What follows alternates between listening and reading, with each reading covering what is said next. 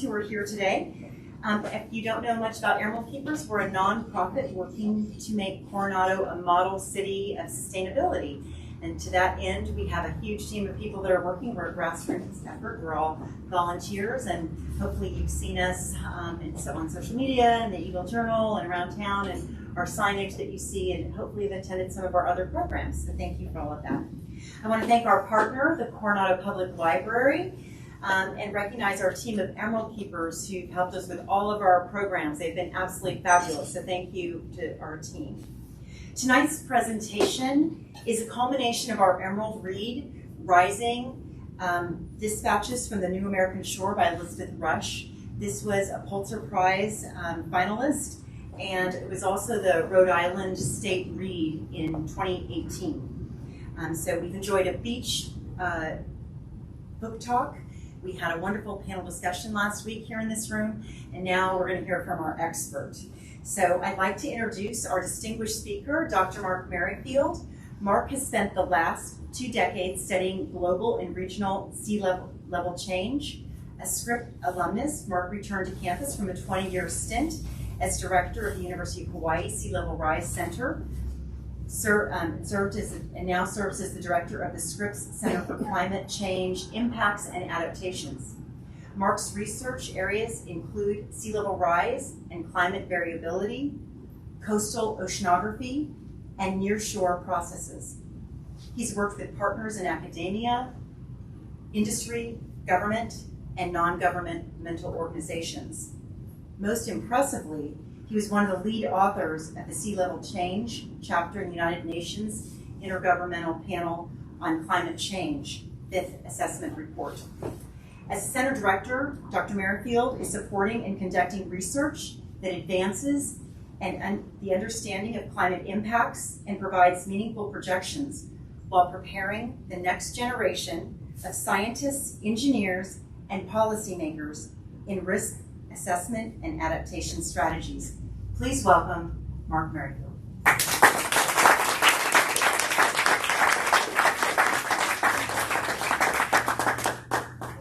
Thank you very much, and thank you for coming.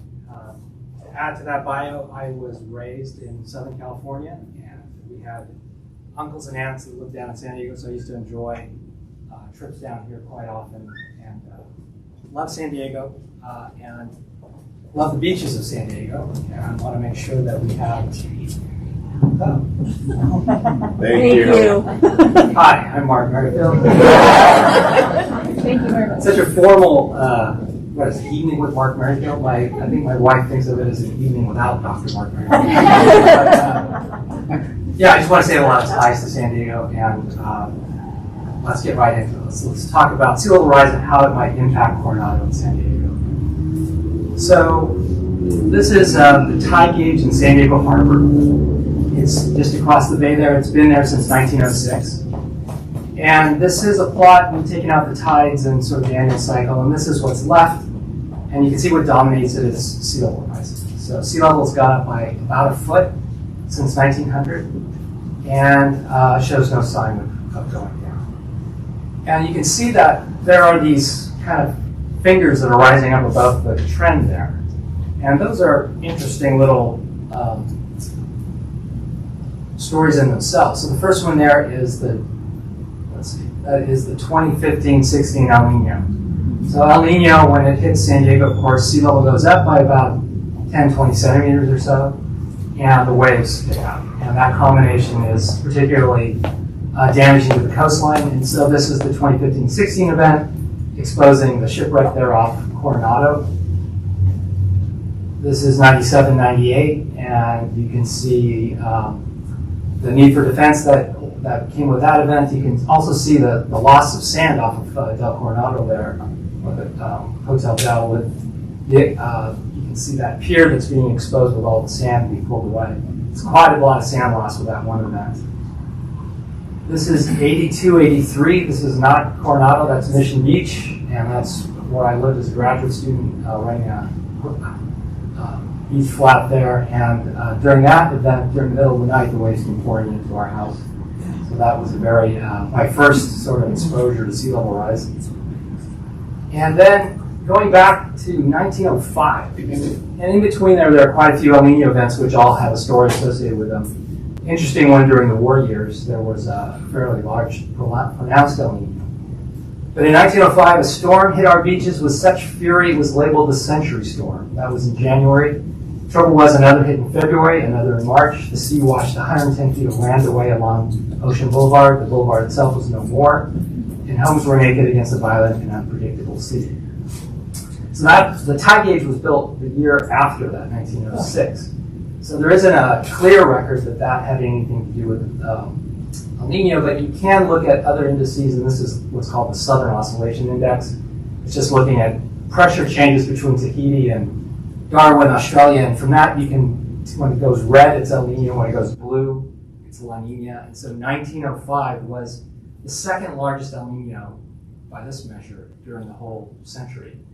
And it undoubtedly had this sort of huge impact on Coronado and no doubt San Diego as a whole. So just going back through the records here, this is the, you'll have to tell me what these are. I pulled these off the Coronado Times, but I assume this is looking north from the hotel. And I don't think the beach is supposed to look like that. This is looking back toward the Dell. And the sandbags that were needed to fortify around the hotel. And I think the important message with this event, even though it was pretty devastating, wiping out Ocean Boulevard and quite a bit of the shorefront, but the response was immediate and it was significant. So the city decided that they would build a train that would bring in stones from a quarry, and they would lay down a stone wall in front of Ocean Boulevard. So from the hotel all the way up north to the base, there's a stone wall that still sits there today.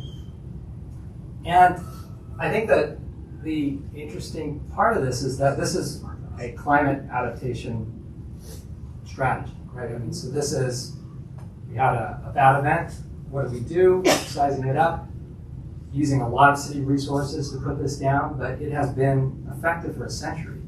So going back again, 1905, that was a big El Nino, but all these other El Ninos, the sea level was much, much higher than that original event. So that wall and all the kind of all the engineering projects that were initiated for that in the response to that storm have been incredibly effective for a century. And I think it's fair to say that Coronado would not be as well, a lot of the stability that Coronado enjoys is the fact that you're not having to deal with El Nino washing out your shoreline to this degree every year. So that's quite an achievement. And the other part to the protection story is that way back in the century, back to 1898, you can see that what the natural state of the Strand looked like, which was much narrower. And you can see that frequent overwash over the top of what would now be the roadway going down the Strand. And of course, this beach is much, much wider. So that the attention to replenishments, trying to get sand in place, trying to keep it in place with various structures, has led to the stability of Coronado. And it's also, I think, a message that not all beach walls are bad, right? I mean, this beach wall has been here for a century, and without it, the city would be in a lot of trouble. And replenishment projects are pretty good short-term adaptation strategies. First managed retreat in San Diego might have been at 1905. So that house there on the far left was right in front of the major damage along Ocean Boulevard, and two of the houses were moved by down the way, and here's that same house just down the street. So I think it must be the first managed retreat in San Diego. Okay, so that's great. It's worked, and I think it's an example of how a community can come together to solve a problem that can span generations. And so what are we up against now going forward? So let's start here by just saying that current models have gotten much, much better over the last 10 years. And they're at the point now where a coupled climate model can reproduce sea level change that you measure it like one of these tide gauges. So this model can reproduce the San Diego rise, and it attributes it to ocean warming and melting glaciers, the two big components of sea level rise. So in a sense, the models have some fidelity.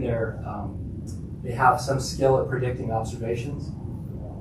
So how do you then take those into the future? So what you need to drive these models is some model or some specification of how global emissions are going to change going forward. So the model is run under these different scenarios. So the one on the far left, this is a time series of global carbon emissions in gigatons per year. So we're right around 40. And 8.5, that top curve, is if we continue sort of unabated. And we will get up to above 100 gigatons by the end of the century under that scenario. That one is not too far away from sort of business as usual. It's not quite, it's a little more aggressive, but it is quite plausible, particularly with some of the feedbacks that we might expect. And then every curve below that is some attempt to mitigate, some chance, some way of reducing our emissions going forward. You can see 7.0 there, the next one down is just sort of reducing the trend. The three on the bottom are serious attempts to get below, to get to zero emissions. Yellow curve would keep us kind of flat around 40 until the end of this sort of mid-century and then go down. And then the blue curves, 2.6 and 1.9, those are the ones where we actually get not only to zero, but we're actually removing carbon from the atmosphere. With that, carbon's not the only thing, so there's also methane, there are other greenhouse gases. Each one of those has part of the scenario. So plugging those in, this is what the models that have been tuned against observations to date suggest or project what's going to happen going forward. So remember, 8.5, business as usual, we'll get up to over 5 or close to 5 degrees C increase in global temperatures by the end of the century. The two at the bottom are interesting. Those are the ones where there's aggressive mitigation. So 2.6, kind of like the Paris Agreement, pretty close. And you can see that it just keeps us below 2 degrees. And that's that critical threshold that scientists suggest that we're going to get into some bad feedbacks if we go above 2. 1.9, even better. So those are the prospects in terms of the global temperature. The story with CO2 is, no matter which scenario you pick, it's really all about how much you've emitted. What's your net emissions? No matter how fast you do it, the temperature depends on how much has been emitted, cumulative amount. And the kicker is that that stuff stays in the air so long. So 300 to 1,000 years, according to this NASA study, emitted CO2 remains in the atmosphere. So that means that basically the whole industrial age is still up in the air. In World War II, we're still dealing with the consequences of that. So these different scenarios going up into the future, no matter how fast they get there, as long as they're putting out a certain amount of CO2, the temperature is going to go up accordingly. And here, of course, is the great curve from Scripps that was started by David Keeling back in the 1960s, and this is being carried forward by Ralph Keeling. So this is the carbon dioxide concentration measurements on Mauna Loa, the so-called Keeling curve. Going from about 310 in 1960, we're up to today was almost 413. And you can see that steady march. The jitter around that curve is what the planet breathes every year just due to natural variability. And you can see how dominant the anthropogenic signal is on top of that natural signal. If you kind of back it up, that's the direct measurement, but if you add it to ice core data, it goes back to several centuries, you can see that sort of hockey stick that's been made so much of, but you can see how much it's gone up since that period, going back even farther with that same sort of glacier data. You can see that for our whole civilization has been in a state where we've had incredible stability, well below 300 parts per million, and it's only in the last century where we're seeing this dramatic increase. We've heard about how things can change so much with ice ages. This is what it looks like relative to ice ages. So the concentrations can flip around quite a bit from below 200 to almost 300, but above 400 never in the record. So completely uncharted territory. It's going to be there for a while. And what does it mean for sea level? So all of that heat that's being trapped, 93% of it is going right into the ocean.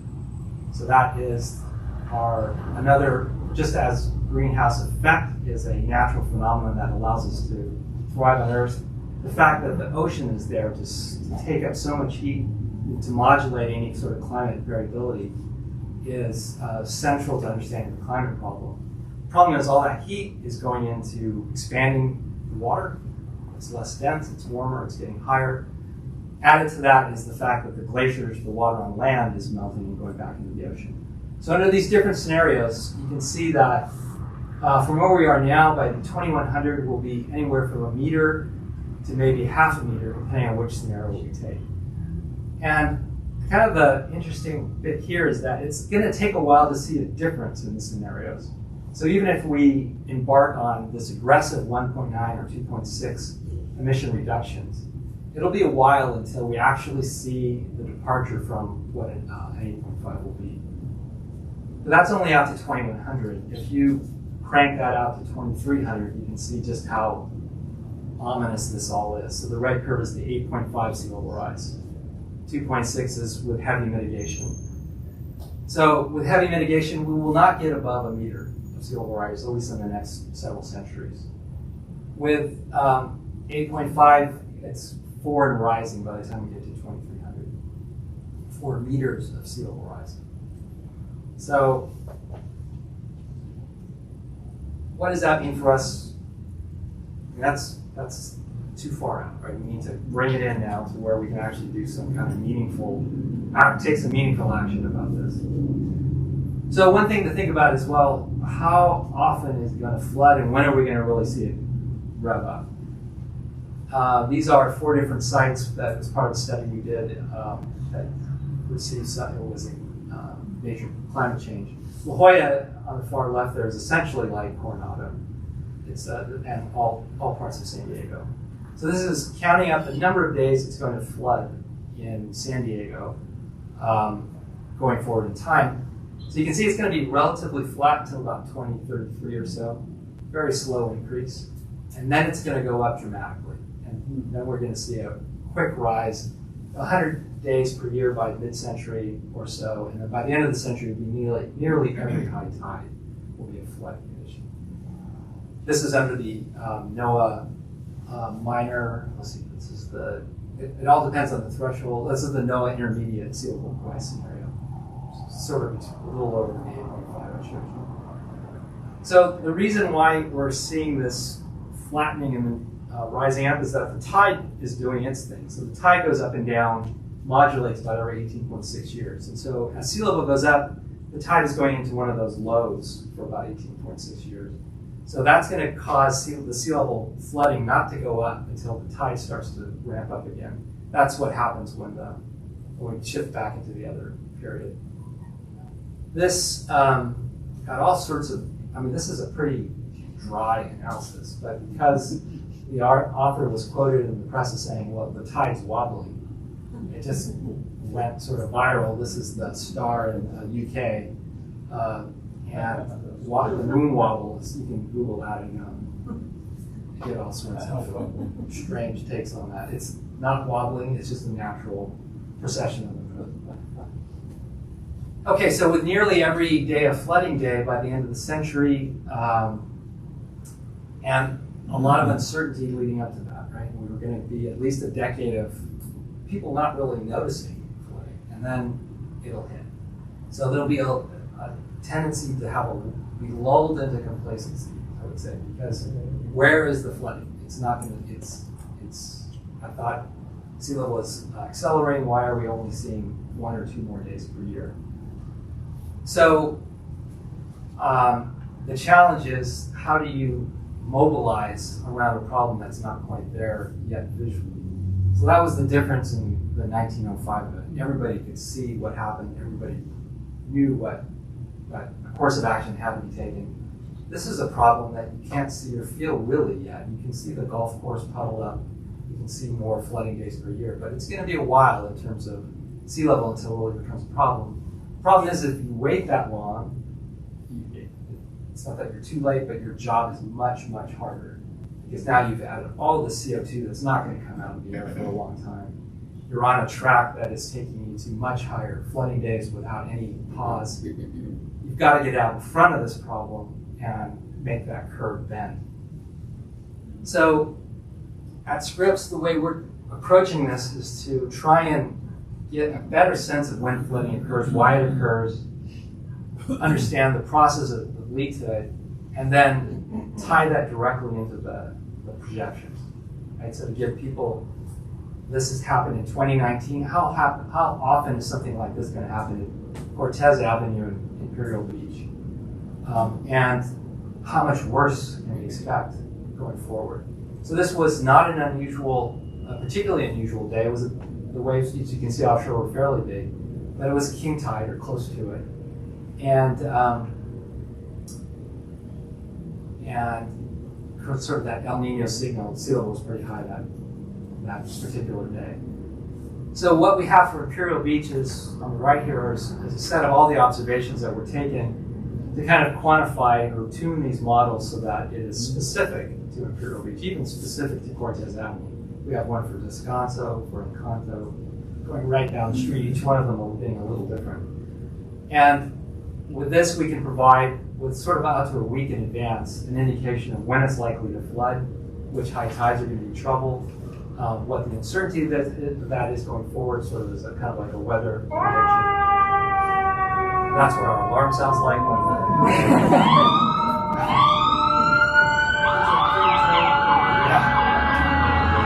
And it gives the city a little advance warning.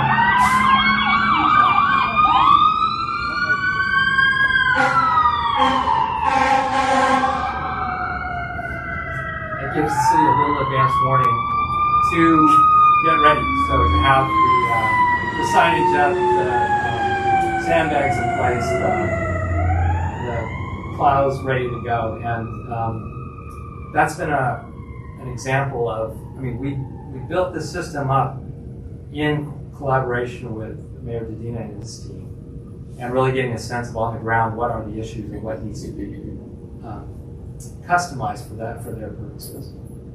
We're doing the same thing for San Diego Bay. San Diego Bay is not known for high waves, but it does rock around with certain wind conditions. You can get what's called microgravity energy, which is the sloshing mode that develops in certain basins, and then the wind can kind of build up along the fetch of the major axis. And this can lead to some the bottom there is the Maritime Museum during a wind event that was, I think, last year. And at the top is off of Point Loma at the same time. So there's just a lot of variation on how this goes. And so we're trying to come up with a model that fills the whole bay. And Port of San Diego, SDG&E, San Diego Airport, and the SEAL base are all partners in this exercise. So we're taking observations around, trying to find ways to tune these models. The other project that we've been working on is to try and assess adaptation strategies, or how do you protect the shoreline? So in this case, this is looking at the berm in front of the SEAL base,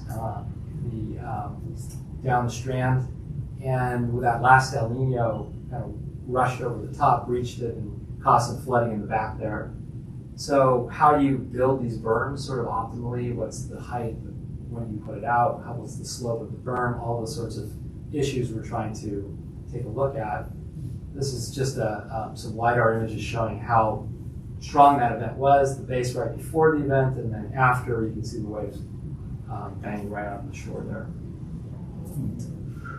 So we've taken the work with the SEAL Seal Base a little differently. There we want to look much farther out and think about mission support.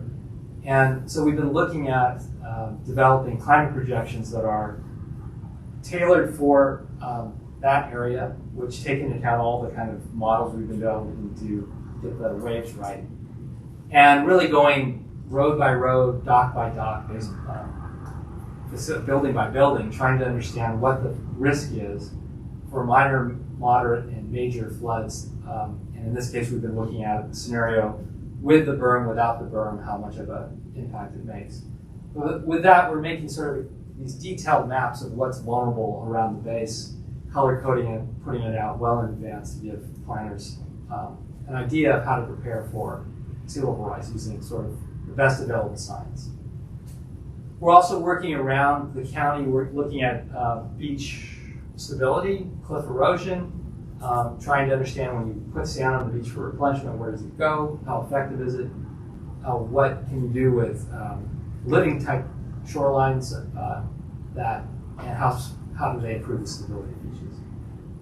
This is one of the tools we use as a LiDAR on a drone. This was taken, I believe that this is out in front of the hotel there. Is that? I think that must be Coronado. Yeah, that looks like the dell at the bottom. Yeah.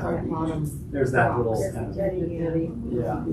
So each one of these points is an actual, with a laser, just like with a laser scanner, you can scan the whole terrain. And you can see the beach house right along the shoreline. So with this, we're able to tell how much sand is on the beach. And with this, we've been doing characterizations of how the beaches have been changing over time in San Diego. And they're kind of broken down here into two categories. The top set, where those red boxes are on the left, are the North County beaches where sand has been going down, particularly since the last El Nino. And the beaches on the far south are all accreting, including those big blue dots are the Silver Strand State Beach. So good news for Coronado, very stable beach. If anything, it's been accreting and getting a little wider over time. Okay, so I think the problem with all these projections is that it doesn't hit home, right? It's hard to take a curve like this and relate it to what you're facing on the ground. So what I wanted to try and go through here is the question of, as a city, how high are you willing to let sea level go? At what point does sea level start to become so high that it really is going to be a major problem for the city? So basically, your target. 2 degrees C, we want to keep global temperatures. How many feet above sea level do we want to keep sea level to keep Coronado thriving? So this is the projection going out to 2300. Remember, the red line is kind of with no emission curtailment. The blue line is with a dramatic reduction in emissions. So by the time you get to 2050, that's what sea level will look like in the bay for the two different scenarios. So it will have gone up about a foot since 2000. And that's similar to the foot we've seen over the last century. When you get to 2100, and where you see green, that's where water tends to come up through the groundwater. So these are going to be areas of persistent low-lying flooding, king tide flooding kind of thing. Where you see light blue is where the water is now taking over the land. So at 8.5 for 3 feet, going out to then 2100, you can start to see the green. Imperial Beach is facing some trouble. Coronado still looks pretty good going out there, and now we're seeing a difference between 2 and 3 feet, depending on the scenario. 2150, now we're getting to 5 feet at the worst scenario. And now you see parts of Coronado being exposed with those green areas and the light blue areas, where parts of the city now are being submerged a good part of the year. Whereas if we had taken the prudent track, the safe track, we would still be well below any sort of problem with 2 feet of sea level rise. Going farther, 7 feet, now we're talking about all of San Diego Bay really facing tremendous stress. And beyond that, it just becomes almost like 9 feet and 10 feet. It's unimaginable what that impact would be for San Diego. And again, for the 2.6, we're still at 3 feet. We're still in a manageable situation. So I would, before we go there, this is Spanish Bight. Is that what it's called? It's separating the two islands. So you can see it there where it was just before it being filled in the war. That's the overview there of what it looks like now. And then if you overlay sort of an elevation map. So the blue areas are less than 4.7 feet above mean high water. So those are the areas when sea level gets to 5 feet. Those are the areas that are going to flood. So it's not surprising that a lot of the reclaimed land, Spanish Bight, the golf course, the golf, the yacht club, those are the areas where it's going to be hard to pump water out of those areas to keep up with it. So how can we make a difference? So we know now that we'd like to see sea level stay below 3 feet. If it's below 3 feet, we can deal with it. 2 feet would be a lot better. Anything that starts to get up toward 4 or 5 feet, forget about it. It's going to be too much. So we want to do everything we can to keep the waters below that. So that, let's go back real quick. That, sorry about that. Let's just say that 2 feet of sea level rise corresponds to being on that 2.6 scenario, roughly. So that means we need to get to 0 emissions by mid-century. So how do we get there? We can stay below 2 degrees if we can reduce our carbon footprint from what it is now, which is about 16 tons per year per person. The global average is about 4, so we're about 4 times that.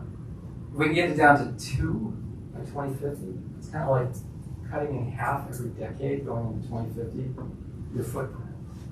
If you could do that, you would, if every person in Coronado would get together and push for this, we would reduce the amount of current global emissions by 0.00084%. So hard to rally around a number that rounds to 0. But if every person in the U.S. did it, we'd be getting there. And if every person in sort of these places where they're burning 16 tons per year got on board, we would start to make a dent.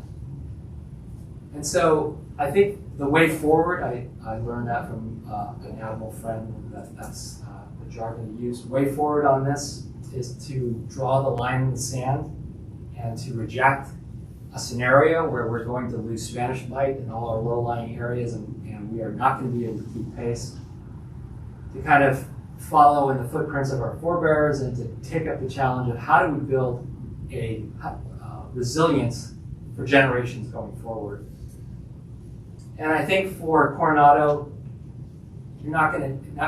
every person contributes a small amount, but if the city of Coronado is an example of how to do this, an example of how to accept this challenge, to meet the challenge, and to basically get the city of Coronado down to improve energy efficiency, to electrify your systems, and to use renewable energy, you're on the path. You'll be the kind of the shining light of how, and the example of how to get to where we need to go.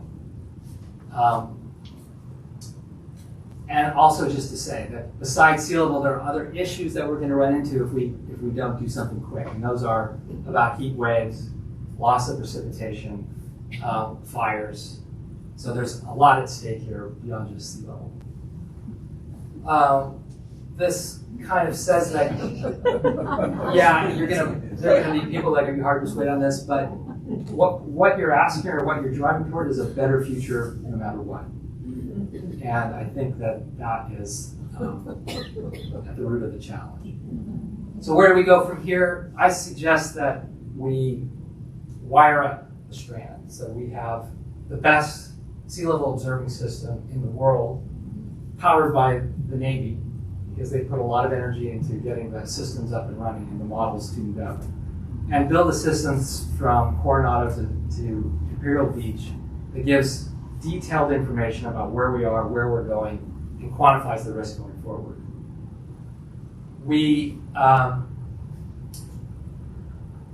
That's our line in the sand. We don't want to go there.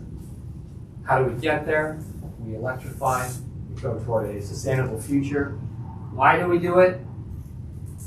That's the easiest one. So, thank you.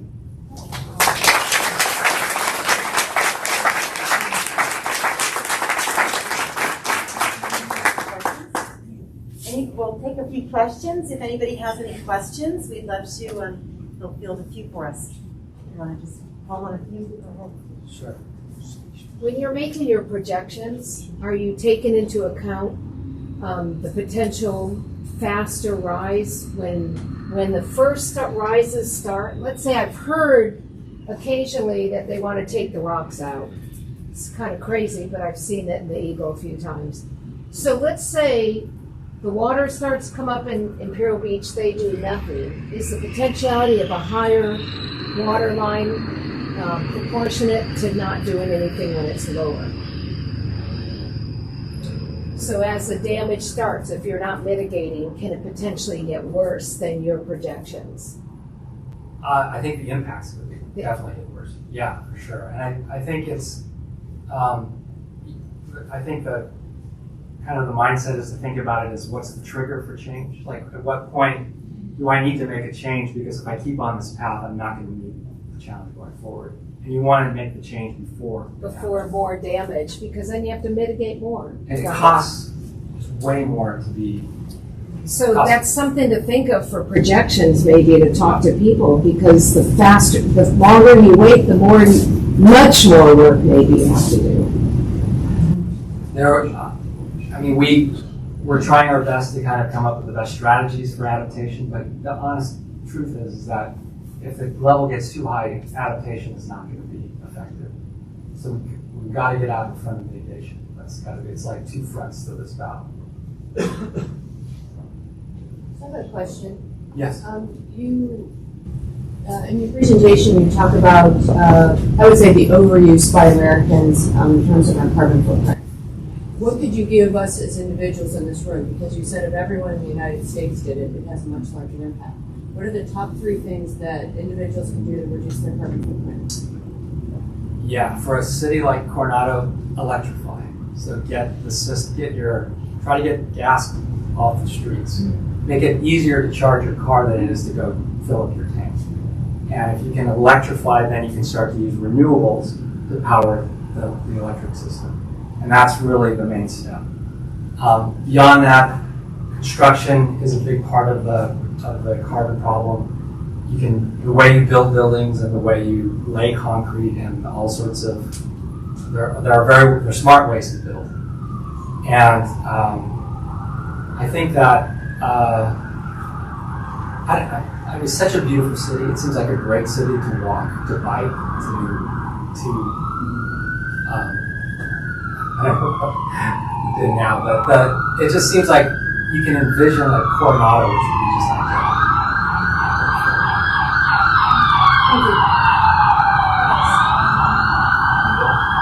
It seems like some cities are reluctant to regulate, so they make suggestions.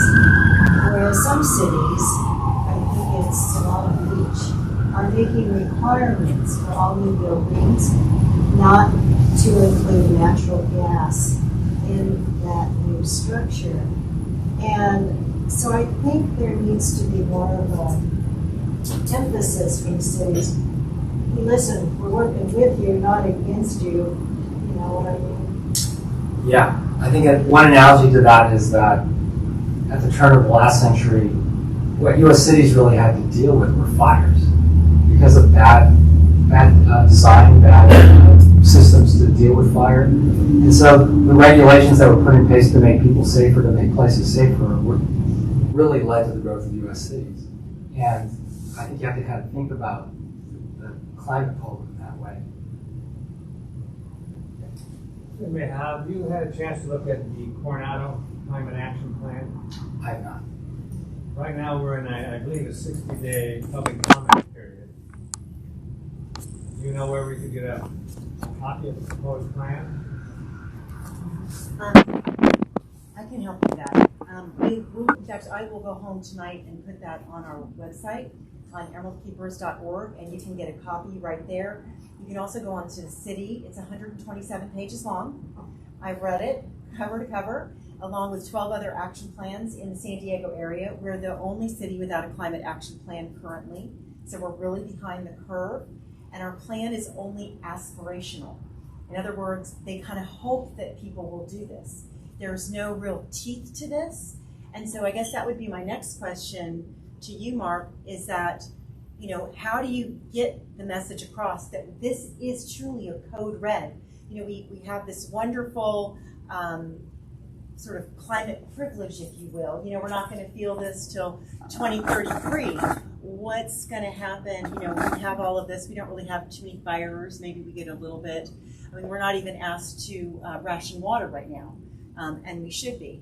How do we get that to code red and to get people to talk about it? And I'll talk a little bit more when I come back up about what you can do on Comment Coronado in just a minute after Mark answers. I don't know enough about the community to know how to address that. I will say that we're really impressed with our partners in the military, because the military understands that this is a problem. It's a climate problem, but it's also a security problem, and there's a lot that can be done, I think, with the military leading the charge here in such a military town, so it's in its roots. That I think it can be an example of how, your proximity to Scripps and the military has just given you the golden opportunity to really devise a strong plan going forward. As you do all this, have you also considered the possibility of an earthquake? And would that be, Yes. I haven't personally, but I understand your point. We in California face natural disasters that are beyond this. And so anything we build has got to be with the notion of resilience to those sorts of things as well, for sure. I have a question about back in 1905 when we had the surf falling away at Ocean Boulevard and Ocean Avenue. And was that correlated with the increased tidal action at that time?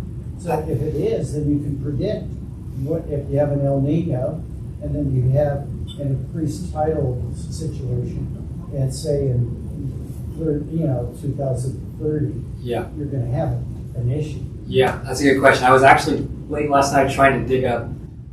We don't have the tide gauge going back in San Diego, but there is, and we don't have it in Hawaii either. But I agree that deconstructing those events, understanding what caused them, kind of giving a sense of what the long-term scenarios for each one of those components are is a big part of explaining what the flooding is all about. Right, and then, in fact, the collection of worldwide tidal data really didn't start in earnest until World War II. Right. Because we had so many Dutch stranded at low tide. And they were not put out thinking they were measuring global sea level rise. They were put out to measure tides in the harbor and get the land level relative to the ocean, that sort of thing. So that would be, you can predict when it's going to have our first emergency. Yeah. Yes. Regarding the rate of high tide flooding that you mentioned, you said it wouldn't be noticeable for 10 years and then it starts to accelerate noticeably and permanently. I'm not clear why we won't notice it for 10 years. It's this tidal wobble. So the tides, because of the way the orbits of Sun, Moon, Earth, every 18 years the tides get weaker and stronger and weaker. And so we're just heading into this period where they're just about to get strong and then they're going to start to go down. And that corresponds to the time when the sea level is going up. Not a great amount, and so they're just counterbalancing each other for a while. At some point, the sea level will just overwhelm the tide. The wobble will be a thing of the past. When you're doing your predicting here, you had the tidal sea level rise due to loss of the ice sheets on land in Greenland, Iceland, and Antarctica. You had them as a high impact and low probability. What sort of probability do you put on that? Yeah, right. They're the biggest contribution to global sea level rise right now is the melting of glaciers and ice sheets. And then you saw that curve where it was low probability. That's if the ice sheets start to crumble in a way that we haven't experienced and we don't know how to model, but it seems likely if you keep warming them up the way we are. So if those start to just physically decay and you start to get the calving of the ice sheets, then it gets worse really bad, really quickly. Can we meet here again to discuss that? That's up to Amy. As the population continues to grow, it'd be great to figure out a way to not need cars. If we could just get around, that's a long way out. So in the meantime, if we could go to the electric, a great step, I think. Is there a study or modeling that shows or predicts? Let's say all of our cars, which we all like, turned into electric cars today. What sort of, would there be wind farms every other block? Do we have, first of all, we get, these big batteries, the cars don't last forever, so those have to be disposed of. And is there a way to achieve the capacity to charge everybody's electric car? And at what, how do we do that? Is there a way to add that to the conversation so we can jump in? Yeah, I haven't done the back of the envelope sort of calculations for that, but I would say that what's the situation here with rooftop solar? Is that prevalent? Are you guys? 100 a year. It's very popular. Yeah. It's about 100 a year. And what percentage of the houses have solar? Would you say? That I don't know. I know I read it recently. I was pretty impressed. Yeah. And it's coming. Yeah. It's a movement. I think solar is going to be a big part of it. Hydrogen cells is going to be a big part of it, so that you don't have to have solar farms out here. You just have to have a way of bringing in hydrogen cells to be able to power things. And that's the big challenges from the technological point is how do you build batteries that are much better than they are today. The sun doesn't shine all day. You need to store power. So a lot of challenges in that realm. But that part of it, I think we're going to solve. I think we're going to have really great alternatives going in the next couple of decades. I just read that Cadillac is going to be the first company to go all electric by 2030. Oh wow! There's a lot of information on that. And my husband works in a car dealership, so Yeah. I hear about this stuff. That's great. It's kind of interesting to look into it, Yeah. see what they're saying. But the problem is all the old cars that are already out there, they're still going to be out there for a while. Then there's the fact that a lot of people can't afford to buy a new electric car. That needs to be something to think about. Affordability. Completely. Yeah. What is the picture lower left corner? That is what will happen if sea level rises by 5 feet above mean high water for Coronado. The blue areas will be underwater.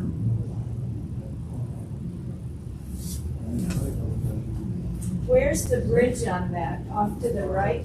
Yes. The bridge. Okay. Oh, that's So what's that showing?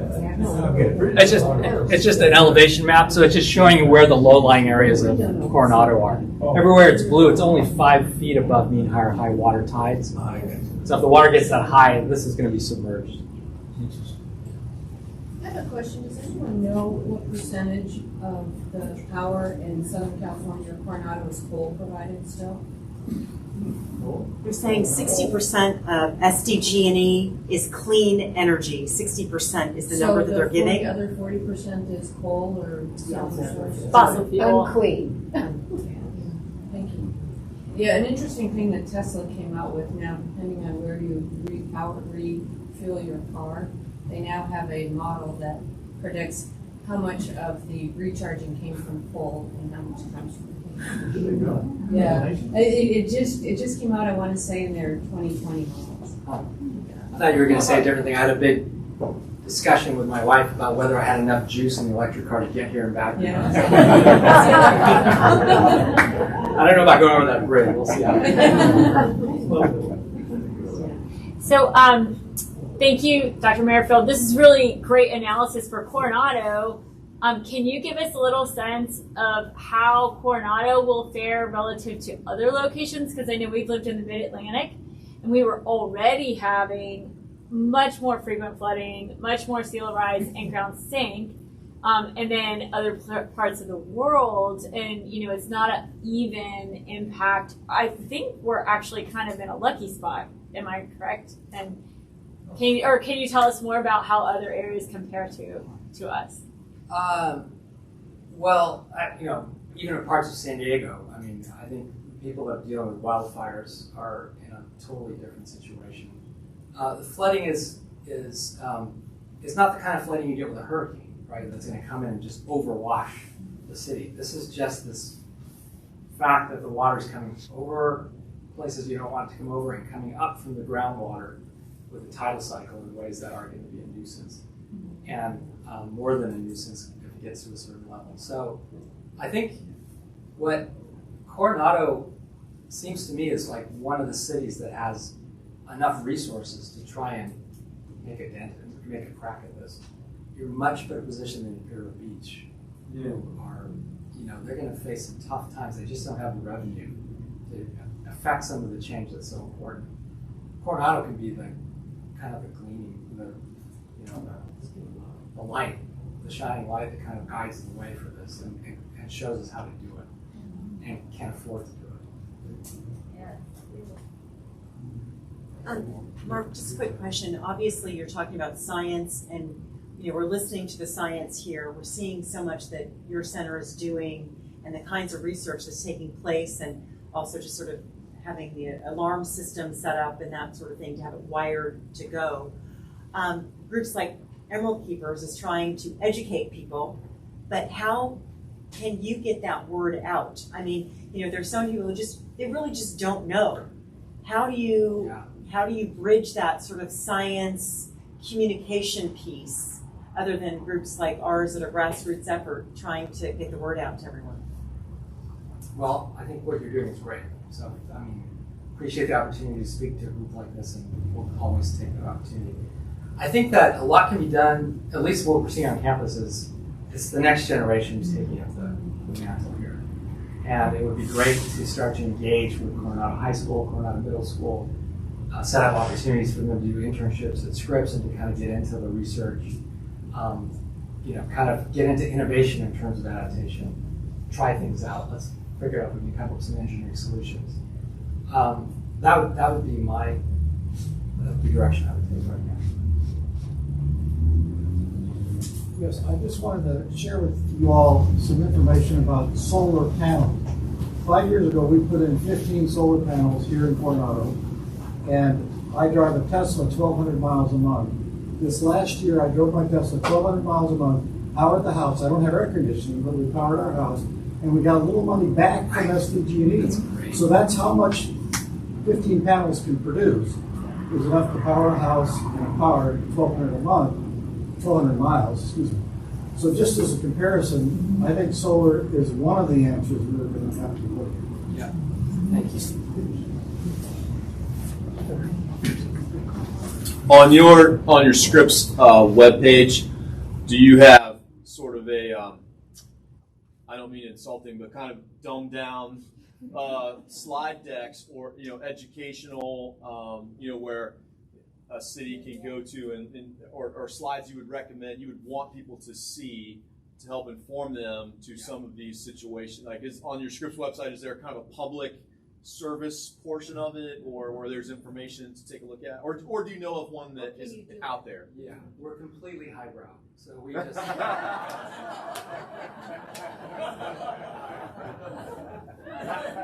I'm going to take that suggestion home because I think we need to do more. We have the students to do it. So.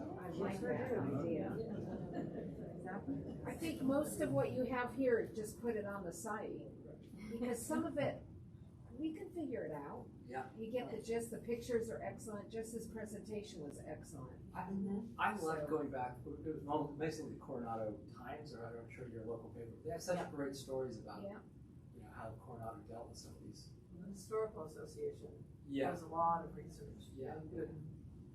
reporting. And that's all. Yeah, there's some wonderful stories about.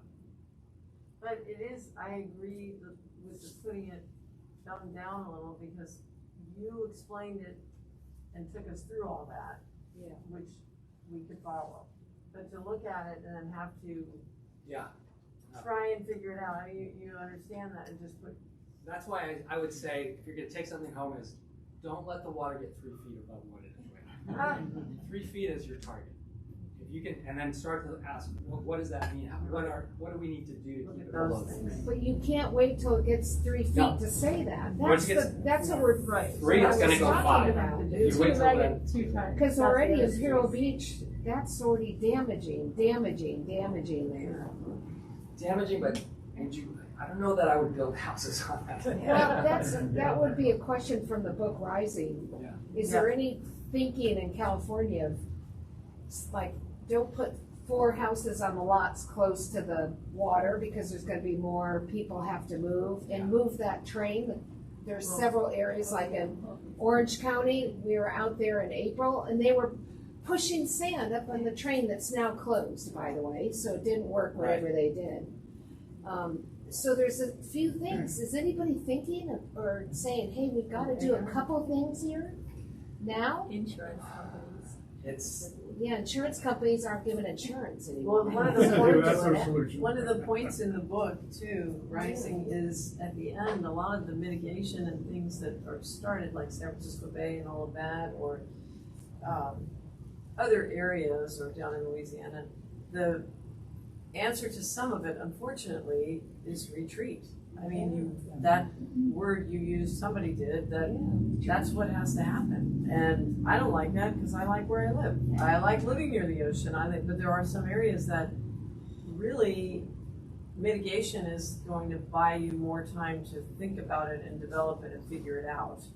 And some areas maybe will be okay, but retreat for some, like the train tracks, or I don't know, But instead of thinking of it as retreat, if you think of it as the attack, like we do not want to lose this land, so we need this. We do need to do that, but then don't build on where there's not the infrastructure, there's not the preparation, and all of that. Up in Encinitas and Solana Beach, there's a lot of houses right on the edge right now. And in Devil's Slide area, Northern California, And I think they are talking about managed retreat.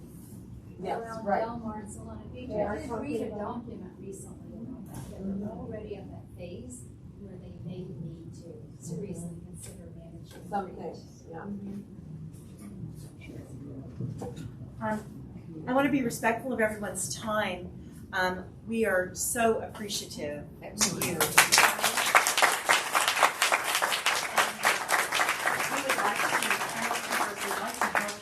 Some of that information too, in any way that we can. We would like to help you get the word out, definitely. So we have a few goodies for you. Our Emerald Keepers utensil set and a nice water bottle, reusable, and that's awesome. In terms of what you all can do, as it was brought out, we have less than 90 days. We have until November 12th. To comment Coronado. On Wednesday, Emerald Keepers has a double-page spread right in the middle of the Eagle Journal. It's a big expense for us, but we think it's really important to inform people of some of the things that are taking place. And we'll share that with you, Mark, so you can share it up there. We're really all about getting people's attention about climate. It truly is code red. And, people aren't paying attention, and we've heard the science, so it's our job, each of us, to engage. And you're going to have to go on and see Comment Coronado. You can look on that page. It'll give you exactly the link right there on Wednesday. It'll come to your doorstep. You can check out that paper and see what you need to do. And I hope that everyone will comment. Our climate action plan is extremely weak. It is literally business as usual. One of the things, we don't have a single city building that has solar on it. Not one. We could take the money that the city's thinking about putting underground, burying our utilities, and take the money for that and put it on the roof, And probably what we'd save, we could have enough to do underground utilities later. I mean, these are the kinds of things that you need to be saying in your climate action plan. Number one, we need to solarize Coronado. Solarize Coronado, electrify. We are also interested in joining the community choice aggregation. This is, if you don't know about it, you can go onto our web pages, you can read about it in some detail. If you look under, go into our social media pages, and you can go in and see Eagle Journal pages, and you'll see CCA, and just click on it and read all about it, or Google it and find out about it. What this does is it provides you with clean power, only clean power, sort of bypassing SDG&E's 40% that is unclean. And our city chose not to join a CCA. We're the only city not to join a CCA. And so this is something we need to do. So that would mitigate quite a bit of our carbon right there. We need to take care of that. And you'll see when you read the paper, you'll see a lot more that we are really concerned about. So we're also thinking that we want to have a resiliency officer that the city hires to look at these things, who can look at, rather looking at each of these things in silos, sort of, flooding and, looking at sewage, water, whatever it is, all these different silos, just kind of overlook overall so that we have a big picture. And then, of course, working with Scripps and seeing the science that we have going on. So please get involved with that before November 12th and tell all your friends and neighbors, because I keep hearing from our city council, and I've had every single one into my living room to talk to them. They all say, well, unless we hear, 52% of the community really is interested in this, and, it's kind of expensive, not really that important. And it is, it's truly an emergency, and we need to somehow communicate that. So we'll do that for you as best we can, Mark. I want to point out at the back table, first of all, I made some chocolate chip cookies, so please take some, and we have more in a Tupperware. Please help yourself. I also want to let you know, if you haven't taken our beach walking tour, there's a little card you can pick up, a little QR code. It's with voice map. You can kind of channel your inner ecologist, conservationist, historian, and learn a little bit about the history, flora and fauna, and how to take care of our beautiful beach community. I hope you'll enjoy that. It starts right at the top of Stan's Beach, right at the shores, and it tells you when to go down, and it's GPS driven. You can see the map, and a little voice will chat with you as you go. So download that, that's free. And then Emerald Keepers has partnered with Rotary International with their Environmental Sustainability Rotary Action Group. And I've been talking with them quite a bit, and we're really excited. They have a 15-day global plant-rich diet challenge. So for 15 days, I know my husband's not happy about giving up his milk. Sorry, Dan. We are going to, he's going to be doing some different kinds of milk. We'll put some chocolate in for you. But definitely sign up today. There's a little something back there. I also asked Dean Eckenroth to put it in the paper. Scan the QR code, sign up today. You get recipes, how to. It's just fun, right? Might as well try. Even if you're not willing to go fully plant-based, give it a try. Try a few recipes, even just a couple little changes. And that's my message for all of you, is that, when you look at this, it feels like doom and gloom, but there's something that each and every one of us can do, and that's Emerald Keepers' message. So thank you for being Emerald Keepers. If you haven't signed our pledge online, please go online. It doesn't cost you anything. Just give us your name and email, and then we can show the city that we've got a really nice big grassroots effort. Get your group, your friends and family to do that as well, and join us in our mission to make Coronado a true model city of sustainability. So thank you all, and I hope you'll have a wonderful evening. Thank you. Thanks.